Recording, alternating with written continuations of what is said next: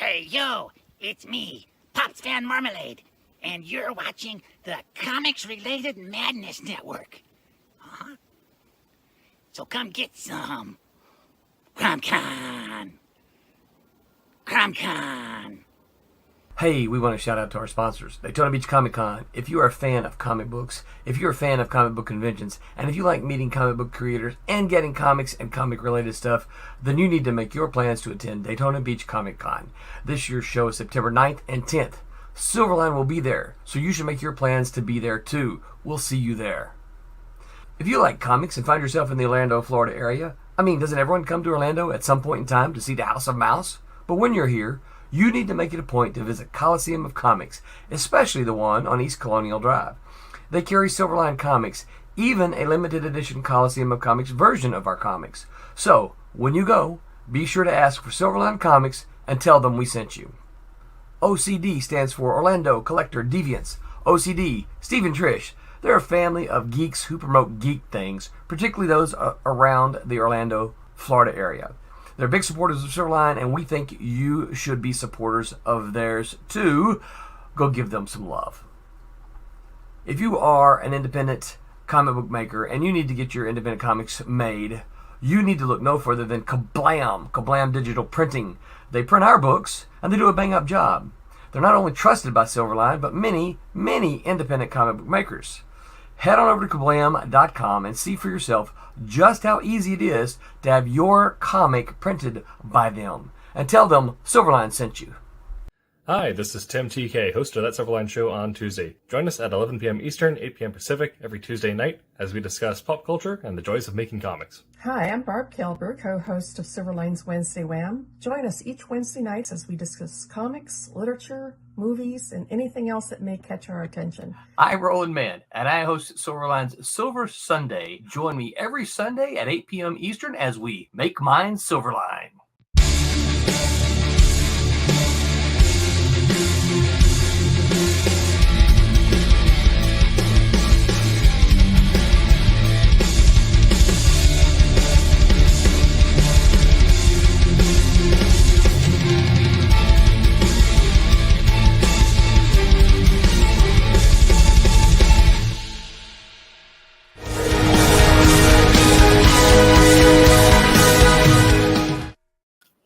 Hello, Internet. Welcome to That Silverline Show on Tuesday. I'm your host, Tim TK, and I'm joined, as always, by Cassisi Harris. Hey, how's it going?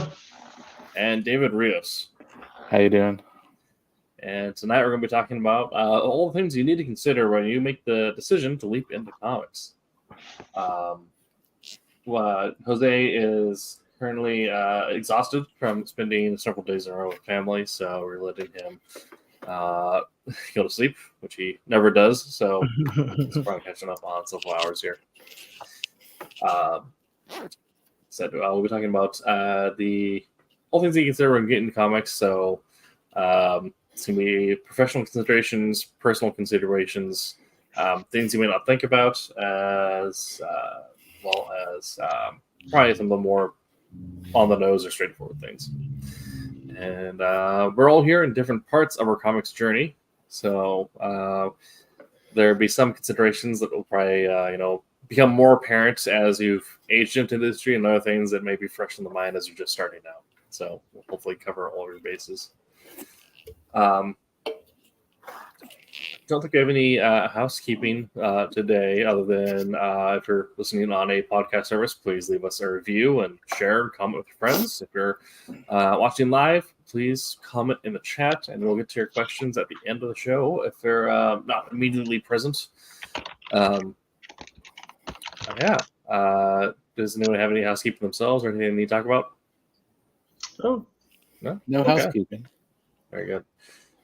Okay, so getting straight into it then. Base level housekeeping. If you're playing Helldivers, do the community objective. All right, we need battles. New battle pass comes out next week. Okay. So the first thing that we should probably talk about is that not everyone's decision to go into comics or what their idea of what comics are is necessarily the same off the rip. all of us here probably have an age where growing up we saw these single issue floppies around, and that's kind of what a comic was for us. Other people, for them, it's something more akin to a webcomic or maybe a manga, which now we do have Western manga publishers, so that is something you can look into doing. Other people, like what I prefer now is the straight to graphic novel markets, things like TKO or even Image Now. We'll wait for you to have the graphic novel finished, and then they'll put it out as floppies. In some cases, depending on your standing with them. Usually, once you have like a full 6 issues when you're first starting out. So, am I correct in that with you guys here that for us, our idea of a comic when we first got into it was, the floppy, the 22 pages, yeah. Yep. Oh yeah. That being said, now, like I said, my reading habits have changed. So the way I prefer to write is I'll write all 6 issues at once, because that's the way I read comics now. I typically only read in graphic novel form or a manga volume. So I don't know if that's also changed for anyone else as, we grow older and our schedules get tighter, and I just want to have the full story in one go. I can't guarantee I'll make it to the shop every month. No, I think I outline a lot, but I don't write that many things before I start working on something. If that makes sense, yeah. Yeah. Okay. I just go page by page. So yeah, that's right. Page by page. Yeah, that's fair. Yeah, your job is kind of dependent on the writer's interpretation of how they create. Yeah, I mean, have you gotten any projects sent to you though, where like, imagine that for most parts, kind of if you get the document sent to you and it's the 22 pages, but have you gotten ones where like you'll get like 6 pages in a batch, or have you gotten like someone sends you 40 pages in one go? Well, I've had I'd have different things, when I was doing the stuff with Malibu. It was go in and get a page, and there's a whole bunch of colorists, and you could turn around and go to get your second page, and you're like you're on page 2, and then the next thing you know, you're on page 21, and then you finish that and come back and you're on a completely different book. So things were all across the board. The stuff that I've gotten from Roland is, here's a 4-issue, a 4-issue trade paperback, and here's 100 pages. Go for it. So just kind of the wide spectrum. So prepared to work in both short bursts as well as long marathons. Okay. Yeah, because getting that single page for like the independent creator now is probably going to be more akin to like if they decided to go straight into working in webcomics. If you're an independent creator, you might only be working on, and you decide you want to work on webcomics as opposed to traditional print, you might be working on 6 panels at a time, and it's kind of your workload. Whereas if you decide to, I'm going to complete a graphic novel, I'm going to pitch it to TKO or to Image, that is going to be all right, you got 100 pages. Try to work on it, and you can. Yeah, when I was doing the inking stuff, that was varied on whenever the penciler got it. So you may get 1 page, or you may get a run of pages, and you just work through it and wait for the next pages, finish what you need to do. So, absolutely, yeah. Okay. I guess also the other thing we can talk about is when you get into comics, make sure you're getting into it for I don't say the right reasons, because it sounds like my head is all the way up my butt. So reasons, yeah. Yeah, but for realistic reasons. If you're getting into comics with the idea of this is going to pay all your bills and allow you to buy a house in today's market, maybe reconsider. or at least measure it, right? Meaning, I think a lot of people want instant gratification or like really short bursts. I'm good at something, and you have to understand it's just like everything else, right? Yeah, they're gonna be cutting your teeth. In comics, they're probably gonna be cutting your teeth for longer than you would expect in other creative outlets. For far less, right? Yeah, yeah. The way the industry is now, yeah. But that was kind of a different story back in when David first got into it. but understand that this is not, you're making your debut as an auteur director with film, right? This is, you get in here because you have a passion project that you want to tell in this medium. What are some of the reasons why you guys got into working in comics? What are some reasons why you felt like this was the medium for you? Go ahead, Dave. No, go ahead. I am one of those bad kids. I was not a comic fanatic, right? I was an 80s cartoon fanatic. So, things like Visionaries, G.I. Joe, Transformers, all those things. All those things were like really, cat. All those things were really big to me. And I wanted to go into animation, right? Okay. And so, I started off on that route. But then when you think about the barrier to entry to animation, you're like, I still want to tell visual, stories. But I don't know if I'm at the point where I can enter into that and be gratified in the short term. So I said, okay, well, what's another visual medium that I like? Comics. So now you're starting to learn the intricacies of that, right? And how you tell stories in that world. And then it just, became something that I really liked. Like, oh man, this has its own set of challenges and how you express a power set and how you express things audibly, and so it just became a puzzle, a thing that I liked and I want to grow in. It'll take some time, right? I'm still in the novice phases of doing it, but it's been fun so far for me. But. Definitely. I find it interesting that the very first thing that you mentioned was Visionaries. You know what?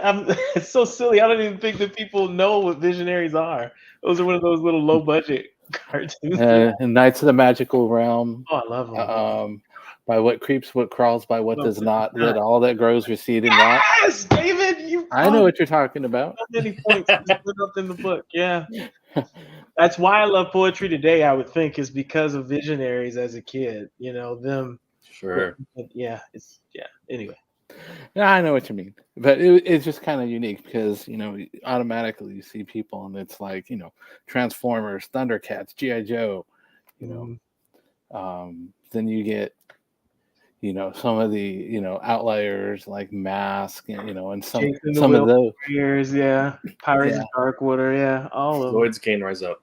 Oh. Yeah, so it's just interesting to me that you came up with that. Well, for me, it's like I was also loving a lot of the animation stuff originally, and I loved the Robotech was one of my favorite.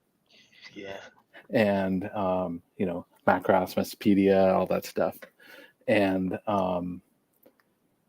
when and I've mentioned it before, but I didn't really get into comics until I saw that there was a Robotech comic out, and I didn't start the way a lot of people like Roland did, where they grew up in the Marvel years and the Kirby, all influence and all that. I was more, I wouldn't necessarily say truly independent with a lot of when you think of truly independent, I think of Concrete, Flaming Carrot, stuff like that. But the multimedia stuff, the anime stuff, some of the Gundam and things like that. And I actually remember seeing, and it's quite ironic that it comes full circle, is with me, I remember seeing, the X-Men 251, I believe, that had Wolverine on the X, and I remember looking at it and going, I really don't like the way that these colors are with these dots and all of this stuff. But then at the same time, it's like I'm going in and I'm seeing Robotech, and that was on that was Kamiko, and they were known for very high quality coloring at the time, print paper, all this stuff. So my initial was through the cartoon side of it, but then I started to pick up the independent superhero stuff like Mage and Elementals, Bill Willingham's Elementals and stuff like that Comico was producing, and I kind of grew out from there. So I like I said, I love the animation stuff that brought me into enjoying the comics. And then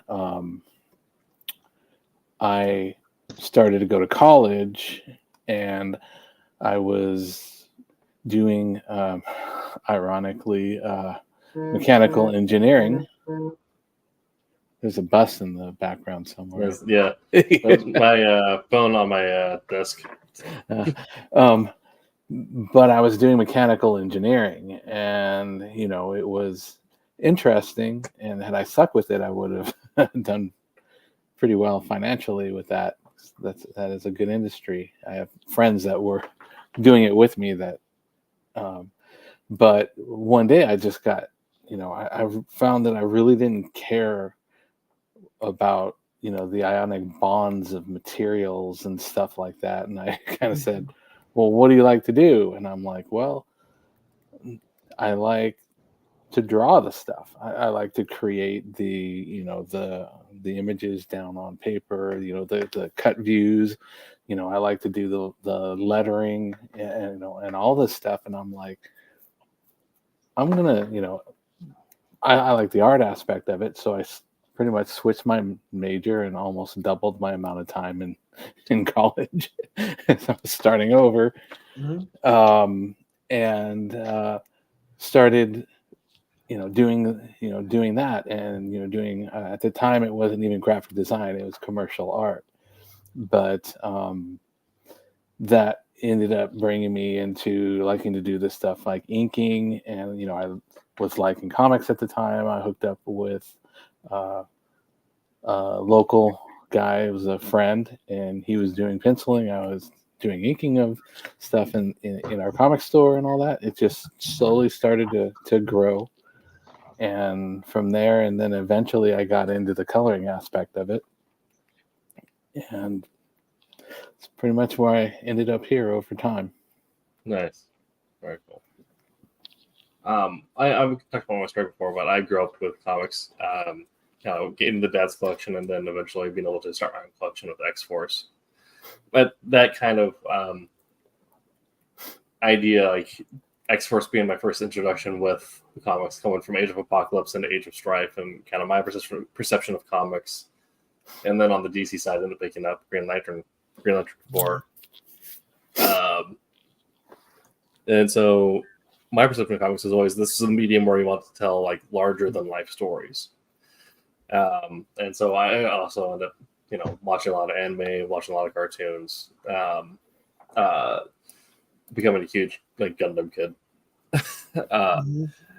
as well as in the typical shonen stuff that was on like Cartoon Network and back when Sci-Fi Channel ran anime. It's like Bleach, Robotech, all that good stuff. So like I always end up loving like these insanely involved, extreme, over the top types of stories that had a lot of visual impact, and then seeing the similarities there in the comics that I ended up picking up. And now my taste has evolved, and I do also like your literary and slice of life comics. But for me, it's still like the more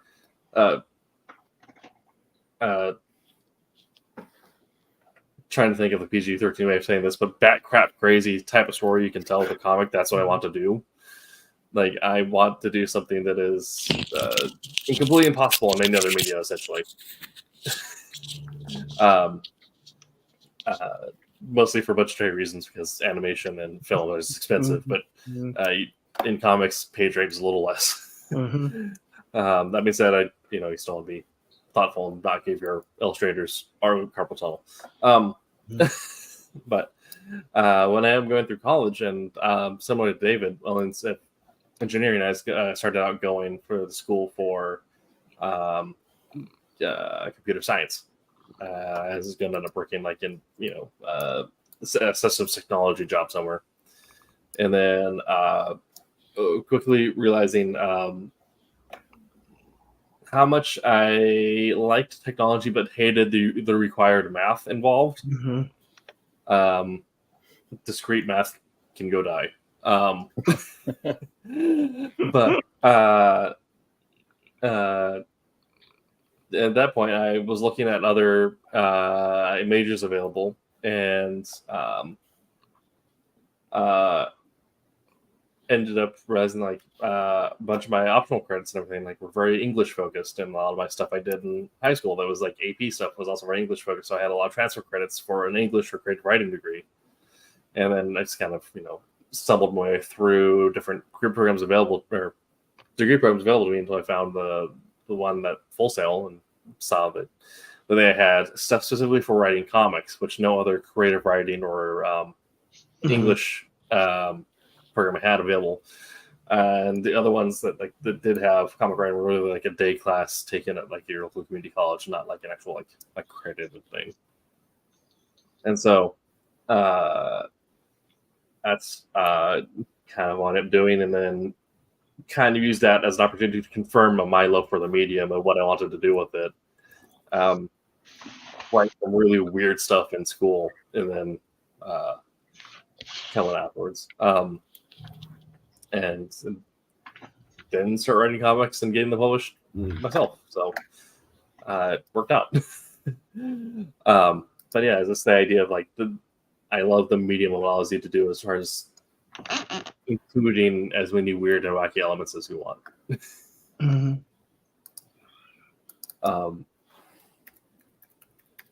So we talked about different types of comics, so I might get into that.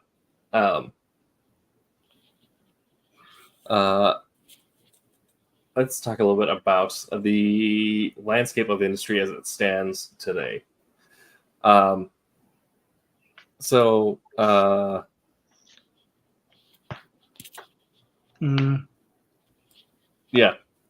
definitely. For the type of storytelling that I want, like that's what comics do offer for me. Thank you. Old Dirty Fighting chat said, I don't know what you have grown to believe that more that comic stories can do storytelling in a singular and superior way. And yeah, I've heard that. Type of storytelling that I like doing, that's kind of what I agree with. So the landscape over comics has changed drastically even within the last 10, 20, 30 years. It seems like it's continually shifting and getting different focus. Now everything seems to be a lot of direct to market independent type stuff. So either Kickstarter comics or comics done through any one of the e-publisher systems, or even print on demand systems that now just go straight to any sort of provider. Comixology has a really interesting independent creator program where you literally just similar to something like Image, where you just pitch Comixology and then you immediately get set up with a direct to market release plan. 10 years ago, there's like this weird push from the big two. Not weird push, it made sense, but a big push from the big two on going all digital, and everyone had their own marketplace, which you seem to be going back and forth on if you want one marketplace or multiple marketplaces that are digital only. And then 30 years ago was a different story. I was like in the 90s is very much the ending of the newspaper reel, but still the birth of the local friendly comic book shop. Go in, grab your monthly floppies, and at the same time, probably pick up a Warhammer mini or something else and be congregated in the same area. And because of that, the career avenues have changed. So the same career advice that someone would have given David when he first got into it didn't apply when I got into it, and didn't apply when Caicedo got into comics. There's still like some golden rules that we'll probably end up covering about like just your professional behavior in comics, things like that. But as far as the actual like who you need to talk to, what you need to pitch, what you need to have prepared, that has all changed.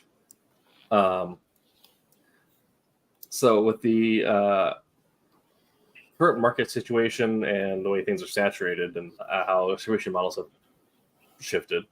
Actually, let's go back historically. So getting first into industry for you, David, that was 5 years ago. What was not like for you, because at that time you had, the big two were bigger, and the avenues of getting in with them or an imprint, I'm sure looked much different than they do today. Oh yeah, they're definitely quite a bit different there. Everything was all, we sent in submissions, we went to conventions, tried to show portfolios. Yeah, I had quite a few rejection letters, definitely from the big two, that's for sure. But it seemed like a lot of it also had to do with who you knew and what kind of connections. You tended to get a little bit more of a second look if you knew some people, and but it was also even that didn't work. Some things fell through. I remember I had to get into the Malibu Marvel. It was a lot of hard work every day, just continually reminding people I'm there, and always practicing, trying to do more stuff, and seeing where things were when you found out that they weren't looking right now. That wasn't the time to just keep bothering them, because all you're going to do is basically tick people off. So just biding your time, putting in your time on other things, whatever your day job was at the time, and waiting for the next opportunity to come up. But then I know also when they disbanded Malibu, that I had some names of some people, some things that I did. I went and did some tryout stuff for Wildstorm, drove from LA down to San Diego, and with the intent of, if I get hired, I'm moving out here. But also had some contact names for somebody at Top Cow, but that ended up, I could never actually, I don't know what happened with that contact. That kind of didn't work out. But there was a lot of people that I work with that ended up going into different, quite a few of them went into Top Cow. A lot of them went into animation. I knew people that went straight to Disney, worked on some Disney products. I know people that ended up going over to Batman the Animated Series, which I would have loved. Loved to do that. Yeah. So it was a lot of just concentrate. Try and make any connections you can, improve your work, put your stuff out there, and see where things go. Go to the show people, take any constructive criticism, and try to incorporate that and improve. So. And you have something said there, which something seems like a universal truth, kind of no matter what industry, no matter what age is. It's a lot of it is who you know. I think everyone I know that is in any corporate job I've had, everyone I know has been hired based on someone else's recommendation. And in a lot of creative work too, that is how you get into the editor's desk, is knowing someone who's worked with the editor and knowing the editor, so they're willing to put your name to the top of the stack, or even let it bypass their submission editors. And kind of one of the major differences there is that now, especially for the big two, but even for a lot of other companies, submissions are no longer really a thing. A lot of it is invitation only. Competitions, like a lot of companies will do an annual competition where they'll have, writers submit a script, artists submit panels, and they'll select like the top 3 for each to work on the book that year. And then hopefully you can then leverage that to then get invitation from another company or place yourself in something else. There are places that do accept submissions, Image to an extent. But you have to come with your whole team, though. You need the whole team, so you need to have a completed book. So either as a writer, you've already paid the artist to do everything, and they've sold you the pages, so you have a complete six issue trade to give the Image, or you and the artist have worked together to create the full 6 issues and have come to an agreement saying that, when Image takes this to market, this is how you split the proceeds. Which, if you're the other thing that you consider when you get into comics is if you're a writer, you also, everyone is their own business agent unless you also work in traditional publishing, in which case your agent may follow you over. But for the most part, you are creating contracts, negotiating them. Writers are, you're lucky if you give yourself 15% of your book. But that's the shtick of it. Is you are, if you're a writer and you don't have some 1,000 saved up, you have to learn how to write the contract that is binding to you, mostly saying that you will pay the artist this much when the book goes to market. Yeah, you wanted a good parallel? Here's a good parallel for the gamers in you. You are being the writer. You are the bard trying to build your party. And you have to turn around and buy your tank and your healer. So, anything that, obviously you're the ones that are kind of driving this, and and it's like you just look at what are the big things in demand going forward. Now there are exceptions to that. Pretty much Grant Morrison, for example, write his own write his own ticket. There's a lot of Alan Moore as well. It's like you got a lot of big writers, but for people starting out, there's a really hard push, and it is kind of like I said, attributed similar to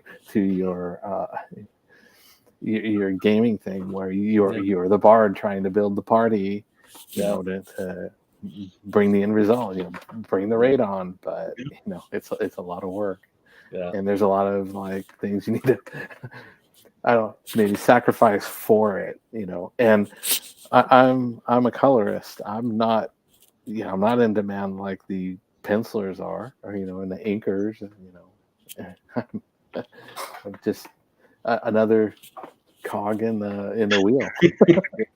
As an old dirty fatty in chat said, I ran Marvel's submission department for a summer, and I learned that as good as the current pros are, they could all be replaced in a second by even more talented people. And that's true for the pros. So especially if this is your first summer jumping into creating comics, understand how competitive the field is. You may have the best Green Arrow pitch that anyone has ever seen. DC doesn't care. They're trying to get Neil Gaiman back to do another run of Sandman. So everything is, and especially now, everything is as hyper competitive. So learning how to use online aggregators are going to be your best friend, because you don't necessarily have submission agents the way that traditional publishing might do, where it'd be a matter of, as a writer, you find an agent who works with you for 5%, and then you just send them stuff, and then they pitch it for you. It's a matter of you having to find whoever is currently running competitions, whoever in the indie scene is accepting scripts, if you're lucky. But more than likely, you have to find a writer who's willing to work on collaboration with you. And then again, you need to know how to write the contract that binds you, because artists don't work for free. And things like duotrope, understanding the comic collaboration and the comic submissions subreddits and how the tags work on there. Those are very important tools right now, actually.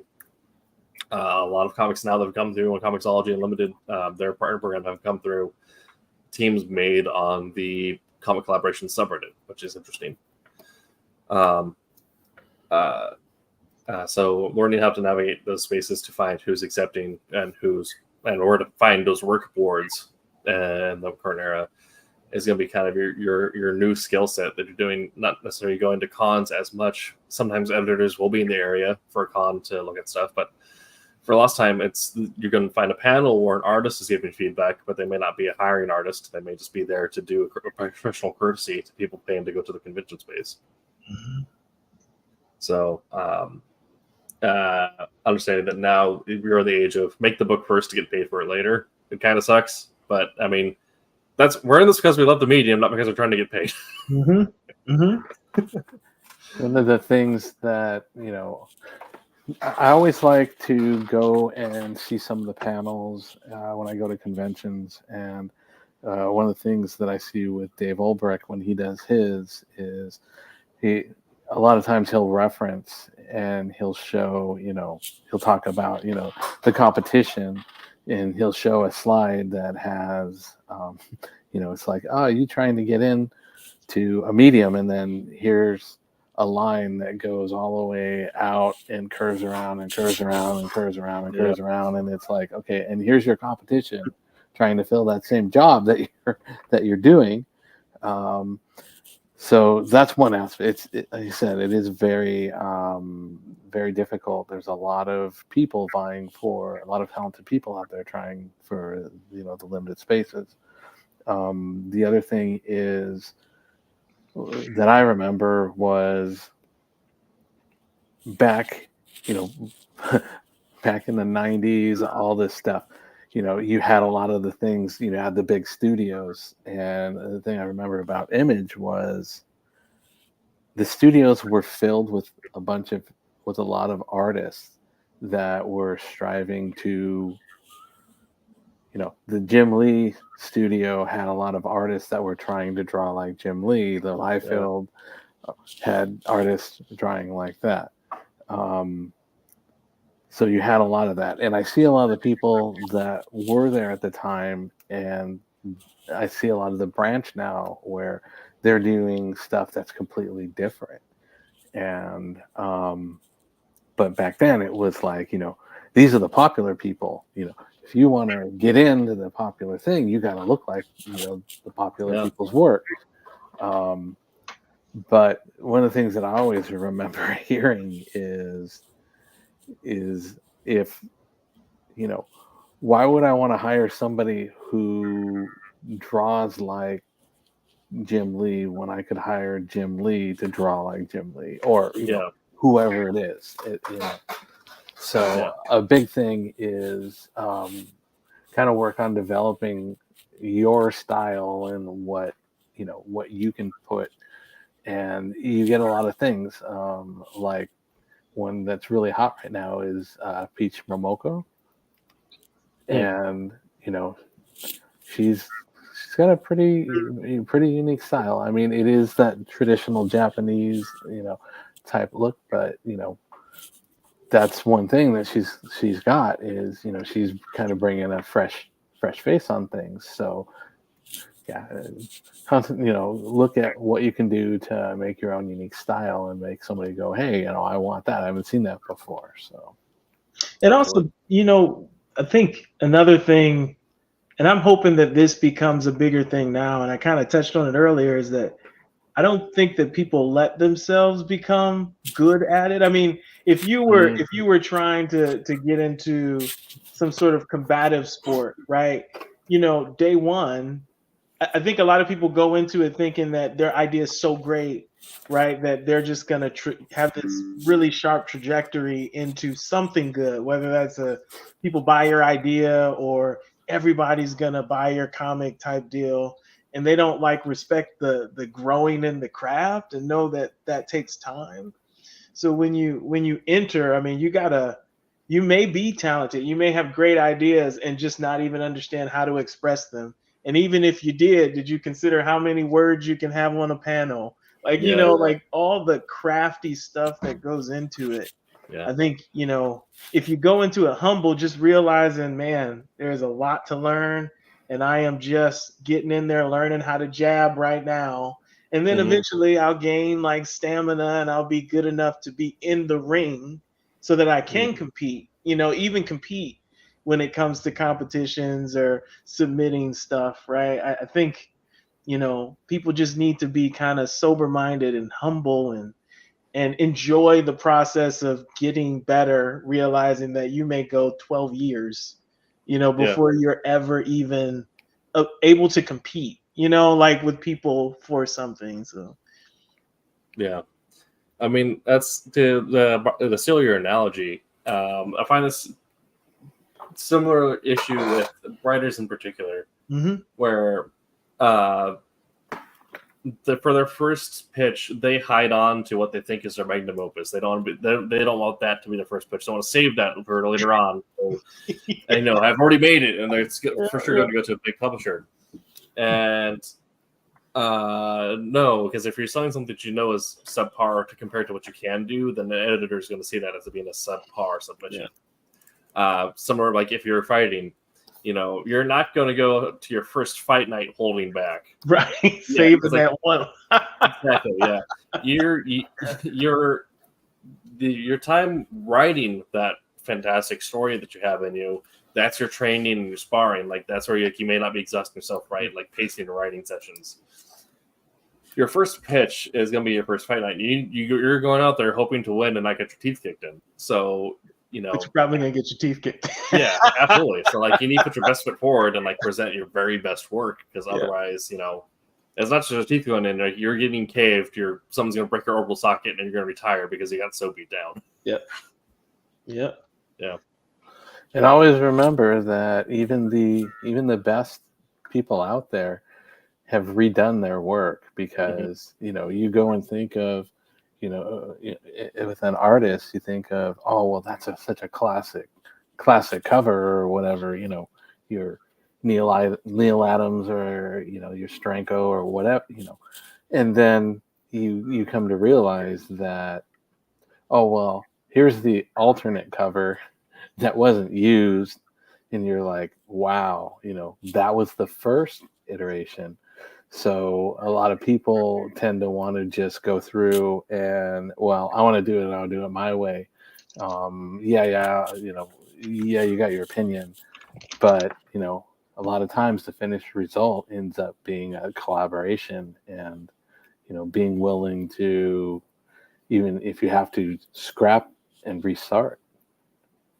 So kind of intending on a lot of different of my pre-existing notes here. We're kind of circling around now, but it's something that has not necessarily changed, gotten more or less important with the change in industry, but the way it looks now has changed. As the building a great portfolio. That's kind of what we're talking about. Building a great set of works on your first pitch. For both as a writer and an artist. Portfolios typically have more prevalence for artists in comics, but as a writer, you should have one as well. At least a body of work. It may not be a completed body of work or published body of work, but it is a body of work that you can say, I've completed these many stories in this time. So you can trust me to complete another story for you. Kind of we're talking about, not holding back on your creative work. Taking time to hone and develop it and do revisions on it. As what's mostly changed is where your portfolio is going to be housed now, because often now the case is it's going to be a digital portfolio. It's no longer several loose pages you carry with you in the middle of a folder to a convention. Now, usually if you find an editor or something at a bar or something after a con, they usually just want you to give them their business. You give them your business card so they can look up your website and see what you have.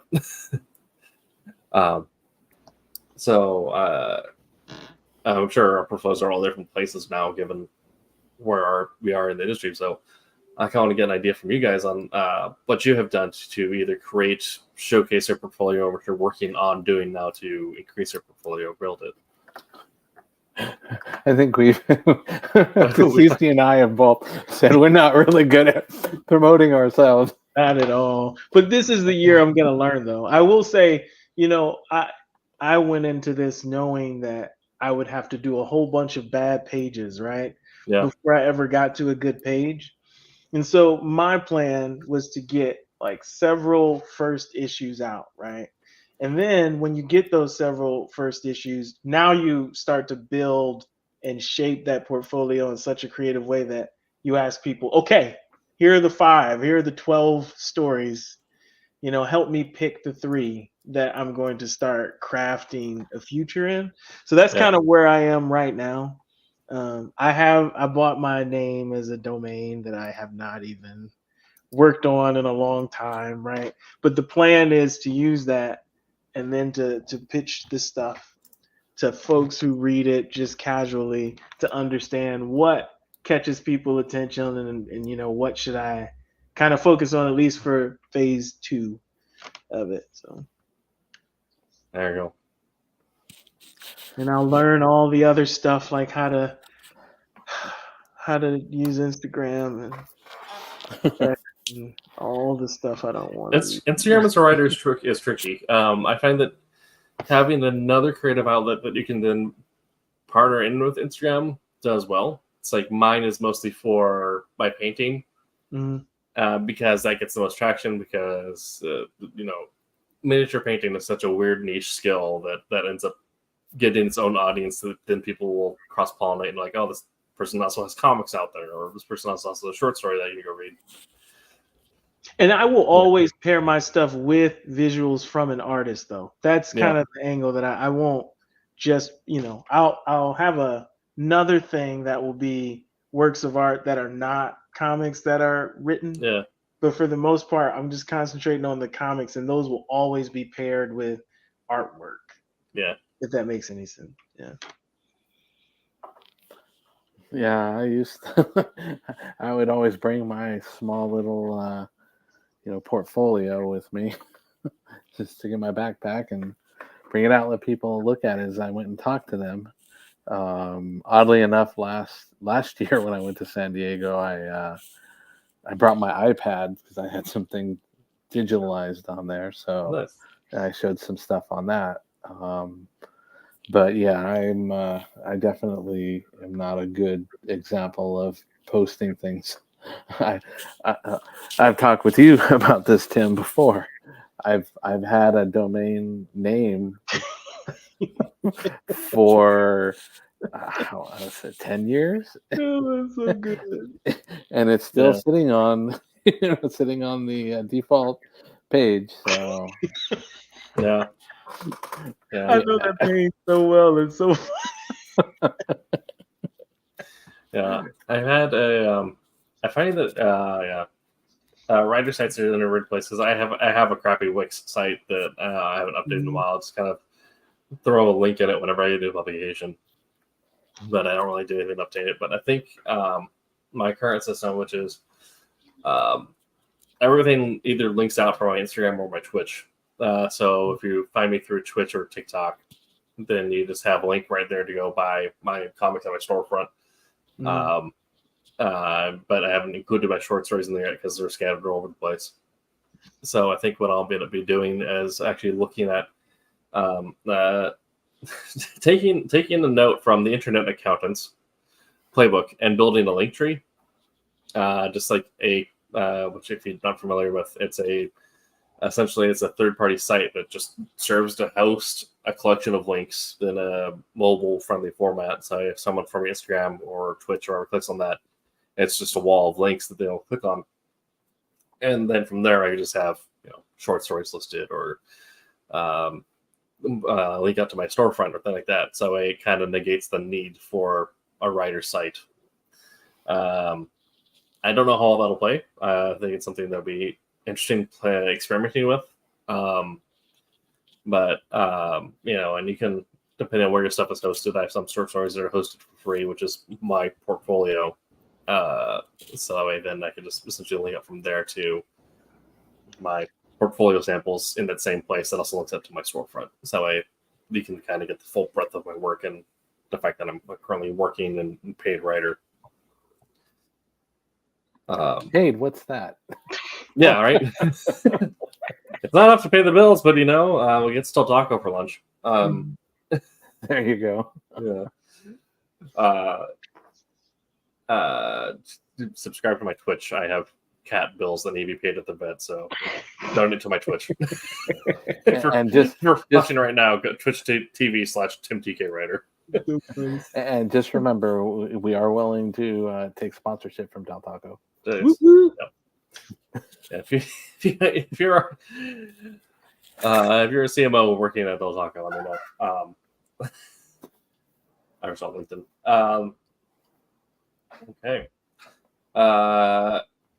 Kind of hit a lot of different things here. We do have a question from chat. Older Fanny, how I think AI will change the landscape.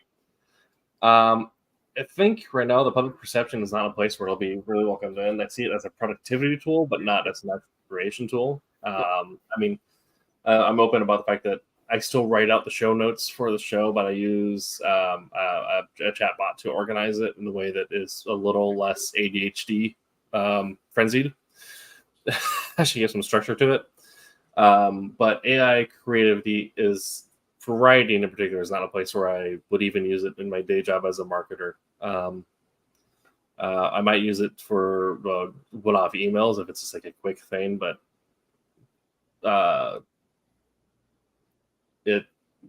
writing is over there. Art is interesting because I think it has its place in creating memes and funny content, but run to a point where some people want to pay artists to do art. So I don't think AI art will truly replace an AI. It will fully replace an actual artist because there is a certain creativity and soul that it lacks. It's really good at replicating styles, but it can't create an original style. I think that's what I've been kind of thinking about while you've been talking. That's exactly it. It's big thing, at least now, unless some technology changes, is taking what's out there and modifying it and putting pieces together of what's there, not as much creating, putting pencil to paper type thing. So a lot of the stuff that's being generated by it is stuff that an artist has already done and pulled in. And I think that's what a lot of the issues with the art industry has is most of the time there's no recognition, there's no pay for the work that they've done. It's kind of, I don't want to say it's like kind of stealing their work, but in a sense there is that degree of it. It's like you're taking the stuff and not necessarily crediting the people who did it. That's the thing, is like, because you can pay Jim Lee to get art lessons from him, but he just doesn't give up for free. So it's kind of the same thing where it's learning to draw like Jim Lee without paying for those art lessons. Also, it's going to be an interesting place because a lot of AR is actively being poisoned, which I'd recommend if you are keeping a digital portfolio as an artist, look into a plugin for your graphics suite called Nightshade, which will actively poison the pixels against AI learning software. Okay. Yeah, so what it is because AI analyzes everything through data, it doesn't actually have a visual input. It will adjust the metadata on your art. So we as humans see it and it's unchanged. But when a piece of software goes through and looks at it, ends up reading this corrupted metadata, which shifts the way that pixels are oriented and the way that they're colored. So essentially, it's like the Enigma machine. It's feeding false information by just changing the way it's presented. Interesting. I do think that one thing that we don't, you did mention it's a productivity booster, right? Yeah. I think that one helpful thing about AI and the way that it generates art is, when you first start out as a writer, you don't understand how to communicate certain images to an artist.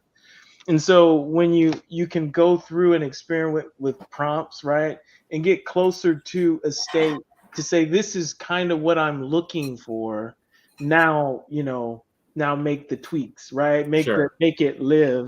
And I think, you're going to have a lot of people who that barrier to entry now is kind of removed or is lessened now. So if you're a writer trying to hone, you can get in a little quicker with an artist to explain an idea and not go through the frustration of the artist going, what the heck are you even talking about? You're trying to add these 3 things that don't even go together, or, So I think it does help in that communication piece between someone who is not an artist and an artist, right? Yeah, use it as I mean, that's the thing where like kind of like you're using it to create necessarily the outline, but not the actual finished product. Yeah.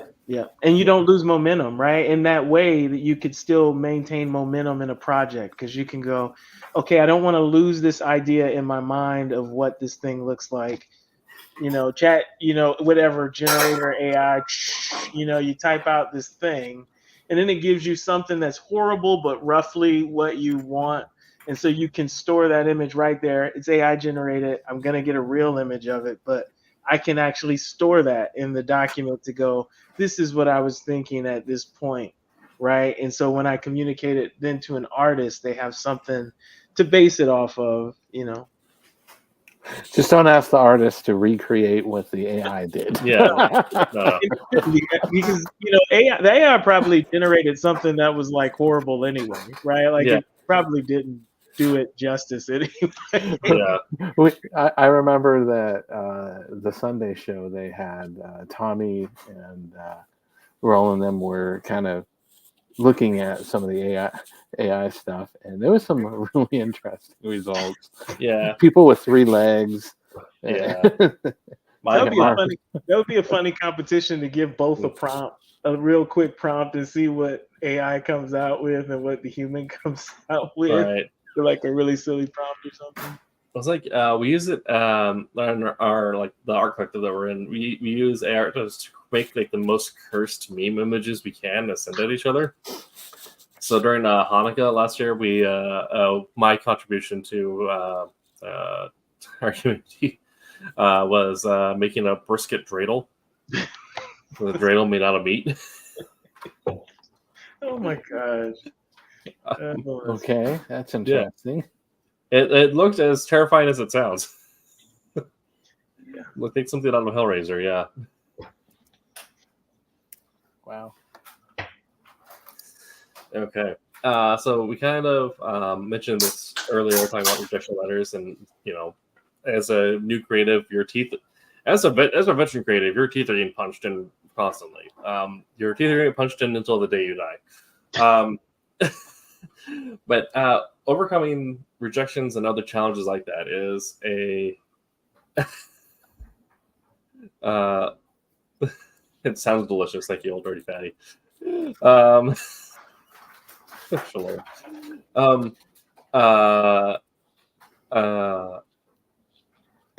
rejections are the most common letter you're going to get as a creative. So you have different tools and skill sets everyone like talks about. There's a reason why every like self-help book for a creative has a whole section on how to handle an rejection.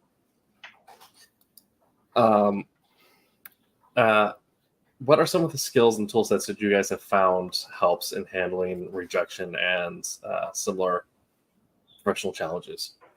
Pillow, a nice comfy blanket, and an early go to bed. Yeah. The 7 p.m. depression sleep. I mean, it really is a matter of going into the situation with humility. I mean, I again, it always hurts that you put so much work into it at your level and you don't get the response that you hope for, right? But I mean, and I don't mean to keep bringing up the fighter analogy, but I mean, when you think about it, right, you don't just in 4 minutes, learn how to jab and then get in the arena and expect like a real coach to take you very seriously. Like they may see potential. They may give you tweaks, right? Like, use your hip. Like they may give you some tweaks, right? And you take that and you apply it every time. And every rejection should be like a learning point. And I know that's easy to say. When feelings get involved, it morphs into something else and curse words and stuff. But if you go into it with the perspective that this is a marathon, right? If I'm gonna become a master, it's gonna take the years of being an apprentice, being a journeyman. You know, like you there are levels to it, right? And you just got to understand you should be ambitious, right, at every level, but realize that you are not at the high level, right? You are trying to get there. So rejection is just going to be a natural thing that happens, right? Until the day that it doesn't, and then you're going to feel like, oh my gosh, I'm in the ring, like I can actually do a thing. So, yeah. David, what are some of your thoughts? Absolutely. Yeah. Carlos Alberto Ars. I'm sorry, I'm butchering your last name there. Carlos said you should evolve with every rejection. Absolutely, yeah. The hard part is, just trying to, realize that it's not a personal attack. Mhm. The end result is you want to try to get something from it and not let it get you down. I know I've been a victim of that myself, of taking it personally too much. But yeah, take as much as you can, kind of break up, what you get and see what you can use, and kind of just discard the other stuff, and learn from it. That's the best I can say, analogy wise. Yeah. The way I've always handled rejection sounds psychopathic. But it's the way I've created my mental shell. And the night you receive the rejection letter, it doesn't matter what they say. You're right. You're the creative. You know what you're doing. They're wrong. They're an editor. They can't cut their teeth as a writer. That's why they're an editor, not a writer. All right? Sleep on that. Come back the next morning. Okay, what did they say and how can I be better? Get your emotions out. Like, be open and honest with your emotions, because it does hurt. It does feel like an attack, and it does suck. So feel those emotions the first night. Don't respond. Do not respond.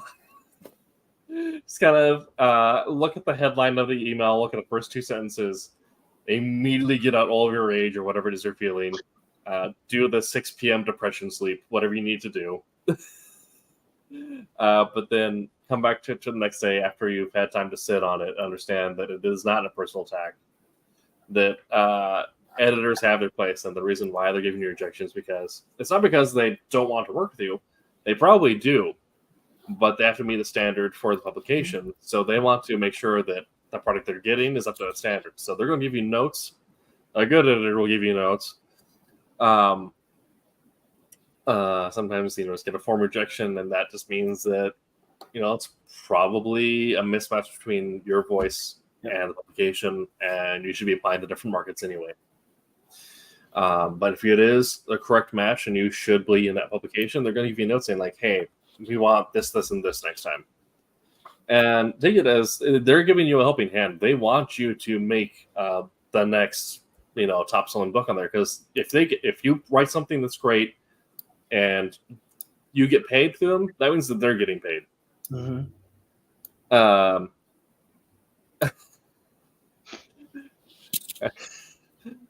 So hiring a voodoo priestess to cure them and their families is a reaction.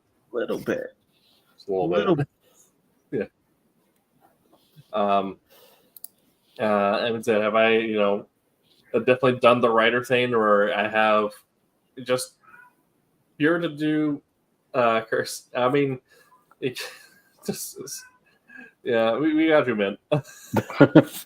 I've definitely done the writer thing, right, where you get just due to pure bad luck and happenstance, you get 5 rejections on the same night. So you get the bottle of gin, you put on professional wrestling, and you don't leave the living room for like the next day.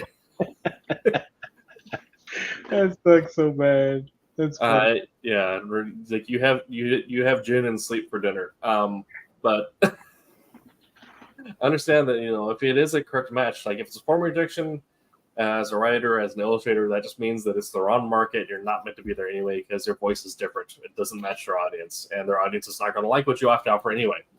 But if it's the correct audience, they're going to give you notes, and that they want you to come back and be better next time. So, places that give you rejections with the notes, absolutely keep like submitting there because they want you. That's why they're giving you notes. Sometimes they might have rules on like notes about the same thing, so have several books ready to go at once, and then take their notes and apply it to the next book. Sometimes they don't have that. They just want to give you like 3 months as a cooling off period between submissions. And the reason places do that is because those are your revision months. That's not because of like, oh, we don't want an influx of you ruining our time and taking up our time. It's like, no, we're giving you time to make your book up to our standard. Yeah. So take those 3 months, so 6 months, whatever their period is. Take their notes to heart, make it the best damn book you can. But yeah, but don't repress your emotions. Be open and honest with them. If it means you're psychopathic for an evening, so be it.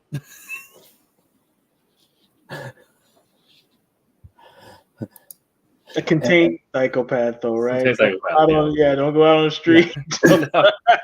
Don't make phone calls. Don't just stay in that bubble. That was not the time to call your ex, all right? They moved on. Maybe jot it down. Maybe make it a base for your next story. Yeah, there you go. Rage writing. I'm not sure about rage illustrating.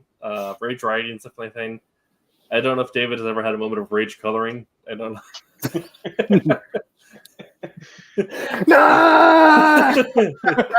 It's the most vibrant page we've ever seen. Oh my god. It's like, what can I do to make people have seizures on this page? I don't know how they did this, but in this comic book, the page is pulsing.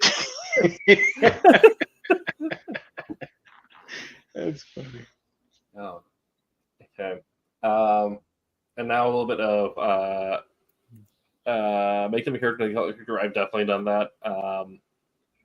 Maybe not necessarily an editor, but with no,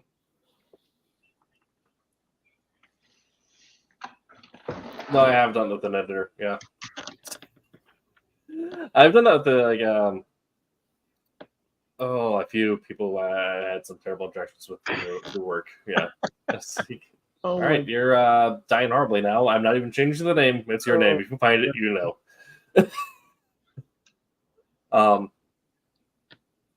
Okay. So our last little bit here, before we wrap up, this is probably going to be the biggest lesson that you need to learn as a starting creative. How do you manage your time and your resources? Because either you're not scheduling enough time to be creative and your book's not getting done, or scheduling too much time, you're getting burnt out, and you are so depressed. And we've done episodes of the podcast before. You can go back and listen on whatever your podcast streaming service of choice is on time management. But a little quick here, like when you're first getting into comics, when you're first getting into doing stuff like this, you don't have a system yet. You don't know how to schedule yourself probably. And you need to learn how to do that. So can you guys talk about how you first learned to schedule your time, when you first learned how you need to manage your time, manage your productivity? Was kind of the moment that made you realize you need to do that, and what was the first change you made there? I think the first thing for me is to notice my headspace. Like in the very beginning, you're so motivated to do a thing, right? And that's not a bad thing, right? Like sometimes you're going to, in the beginning, hit the wall, and you have to. So you have to take, at least for me, that's what works for me. I am very humble, and I go, I'm not doing enough. And so I just keep pushing, right? And that makes me get words out, right? That makes me get a page count out. Now, eventually I had to go, okay, dang it, I need to schedule the time, right? And have a goal in that time. So I may go, okay, I know that I want to get an issue out of this comic, right? So how do I break the pages up, in that duration of time? Maybe it's a month that I've given myself. How do I break it up so that I can finish it in that time frame? And then you just have that goal. There's so many days a week you actually write. You have that goal of, okay, I'm hitting this many pages during that time. And then sometimes you'll win, sometimes life will hit you and you won't, and you have to reschedule a thing, but always schedule a thing. So it got to the point where, after you hit the first burnout thing, you still need to be productive. So you got to take it slower and say, I'm going to raise the quality by focusing on this much in these planned time periods. So that's what works for me. But yeah. Wow, that's so zen. I'm not sure I've really figured that out. I don't know. I've just, like I said, I go back and forth between day job and move into here and go. And most active thing that I can try and do is try and stop myself from nitpicking all of the all the details. That's hard though, isn't it? Though. Oh, it's very hard.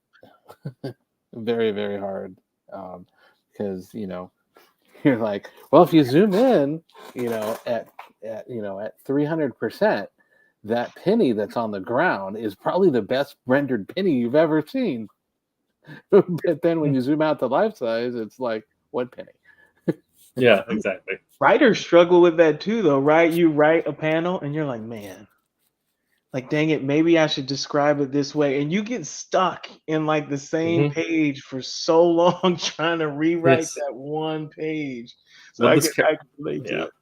Well, this character say the sentence this way. Yeah.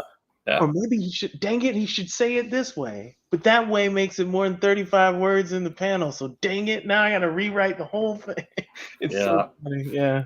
I can, I think about it and just think about how difficult it is for you, because you're not only thinking about what's going on in that, in that panel to do it, but you're also trying to balance what it's going to look like, or how this is going to flow into 16 pages from now, because you're doing the overall picture and fine-tuning the individual pieces.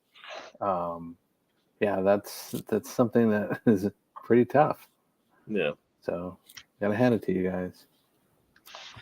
I think the thing that I ended up learning was understanding how to work with your neurotype, like how you are most productive in your own brain space. Are you are you a grazer? Do you do a little bit every day? Or are you a chunker? Do you do like 3 days a week? You do big chunks out of it? Or are you a marathon person where every Saturday, like, all right, 10 pages Saturday morning, that's what we do. Kind of our previous note, like we said, there is I think it's Voltaire who said this. My favorite creative whatever, because it flies in the face of so many ideals of perfectionism and efficiency and productivity, as perfect is the enemy of done. He's like, I think the actual translation, perfect is the enemy of good, but change that to perfect is the enemy of done. The idea of like, if you're striving for perfection, that is not a done book, and a done book is never a perfect book. So understand that your goal is done. It's not perfect. Your goal is done. And if that means like, budget yourself your rewrites. That's something I have to do, which is a little weird. Like if I get extra notes from the editor, then I do them. But I say like I have 2 rewrites on every book. Any more than that, and I have failed. Things like that. But my neurotype, I am a card-carrying ADHD autistic person, which, by the way, getting diagnosed with autism in your late 20s is a wild turn of life. But my brain type, that type of thing, dislikes patterns, but likes sitting down and focusing. So I don't want a pattern, but I need to get it done in one go. So I am a marathon person where Saturday morning we're doing 20 pages. There you go. If I try to schedule it out, it's not happening. NaNoWriMo is my worst thing ever. I'm not doing 1,300 words a month. We're doing 3,000 every Saturday. So that is kind of where I found that I sit is. And so I've gone through and scheduled out, okay, now my Saturday mornings, I know that I'm writing at this time. And I put my calendar and I protect that writing time because that is working time. Make it your part of your work schedule. Yep. So If you are a grazer and you like writing, a page or two every day, then, protect that hour after work. This is your writing time. This is your illustrating time. Or, if you're like me and you take like 6 hours on whatever day you're free up, and you're like, okay, this is creative time. This is additional work day for me. That's what I found works best for me. So understand how you like to get things done, and this may be a pattern of looking back on how you have done hobbies or things in the past, or like if you work on cars, do you tend to do a little bit here and there, or do you do it all in one go? And then translate that to your new creative profession and protect that time. I find with cars, it's usually a lot of how much money you have to be able to do it at that particular time. Yeah. That drives how you work on that. All I know is deadlines are a blessing. Yes. If you haven't edited, can give you deadlines, fantastic. If you're working by your own, impose your own deadlines. And those are, and if you can get friends involved on there, like if you were just working on, if you're trying to go the route of getting into Image or TKO or 20K, or 2000 AD, where you need to have a completed book and you haven't done, but you're not on contract yet, so you're just trying to get your pitch book done. Set a date, so many months out or whatever, and then tell your friends and be like, hey, if I'm not done by this day, brass me. Like, make a wager where, like, say like, if you get a book done by this date, then you guys are buying me beer. If I'm not done, then I buy you guys beer, something like that. Put some stakes on it. Be prepared to pay out. Yes. But do something on there that makes you motivated and makes you want to be honest to that deadline. And show people your work along the way. I think that helps too, right? Because you kind of build a momentum, and you're going, man, I just showed them that. Now I got to deliver on that thing, right? Like, so, yeah. Also, legal advice. But someone who has been in this industry knows the creative laws around it and stuff like that. And also in like general creative media, working in the industry in my day job, that trademark is like everything. You do not need to hide your product from everyone. In fact, it's better to show it to people. This is good. This is good that you say this. This is really good. This is good. Get it out there. Get it out there. I don't know why we have gotten this collective brain rot that we think that, like, oh, I'm a writer, or oh, I'm an illustrator, I need to hide my artwork from the world, otherwise it's going to get stolen. One, no one cares, okay? Two, the more people that know your product is out there, the more people who can defend you in court, right? Also, post-stamping yourself, something like mailing yourself your script that is not a nothing. That is not a copyright. That is the only way you can get a copyright is by publishing something, because then you have the right to the copy in the world. You can trademark something by sending it to the U.S. Trademark Office, but mailing yourself something is not anything at all. You do not need to mail yourself something and throw it in your locker under your basement. Show as many people your thing as possible, so people know that's your idea, that you created it around this time frame. And every time that was very passionate. I have gotten so many writers. I have a writing email, which, by the way, timtkwriter@gmail.com. If you want writing advice, send me your stuff. I'll look over it. I do $30 for a review, and I give you a day. I'll give you a week to read over everything, then I'll send you notes back on stuff. Yeah. The amount of writers who are like, you can't share this with anyone. This is super secret. This is my passion project. I'm like, you don't understand how this works. Your friends, your mom, your neighbors, the cat at the coffee store down the road needs to know what you're working on. It's easy. Your cats need to know what you're working on. 2 of them, they know, because they always step on the keyboard. Yes. I mean, once you get established, that's when you can be protective with your IP and stuff like that, because then people might try to rip you off because you're established and you have a name to protect and stuff like that. If you're some new guy, yeah. They want to spend their time ripping off the established guys, right? Yeah. Yeah. I mean, it's going to take a lot for a person to put their work out there anyway mentally, right? So if you keep reserving it, you think that you're going to go, oh, okay, I'm going to reveal this big thing to the world, when really you're going to be scared to do it anyway. You're going to get to this point and you're like, dang it, I don't want people to talk bad about this thing. You need to rip that Band-Aid off. Yeah. And put the thing out there to your friends, like, show folks what you're doing. That's how you get better too, because they're gonna be honest and be like, no, that's not it. Yeah. Or they're gonna be like, man, that's great, keep going. A lot of libraries, a lot of local coffee shops, depending on how big your area is, will probably have some form of creative group or writing group or what have you. And if you can join said group and share your script with them and stuff like that, you're going to get feedback, which is great, but also you're going to get, again, on the legal thing, it's better protection to have as many people know that this is your brainchild than not, right? Because if you have created something and you show no one and then something comes out like, oh, they ripped me off. Well, one, how did they rip you off? You need no one ever saw your thing. But two, how can you prove that if no one can testify that that's your idea? So,